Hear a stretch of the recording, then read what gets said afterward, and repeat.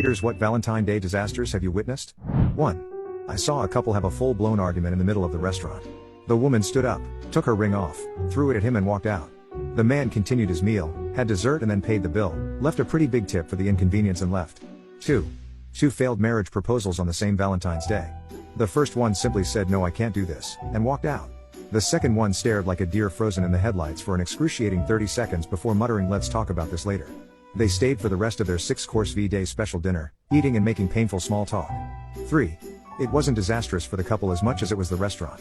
I used to work at a small southeastern franchise restaurant. It wasn't anything you could mistake for upscale. We had someone call in and ask if we could fry the ring he was planning to propose within a hush puppy. Extremely weird request, but we said sure. They come in to eat with their families. She gets her order of hush puppies, doesn't choke on the ring and seems excited enough.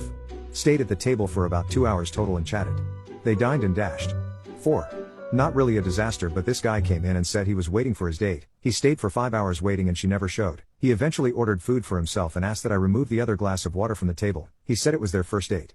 5. Not a total disaster, but still not good. Had a table of 2 people, probably in their mid-40s last year. Took 45 minutes for this couple to get their entrees due to our kitchen being way too slammed.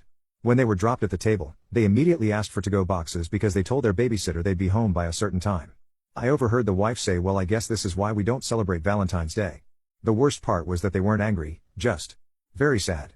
My personal feelings about dining out on Valentine's Day aside, I felt so horrible that this couple clearly had put in an effort to have a nice night with each other only to have it go that way. We comped their meals, by the way.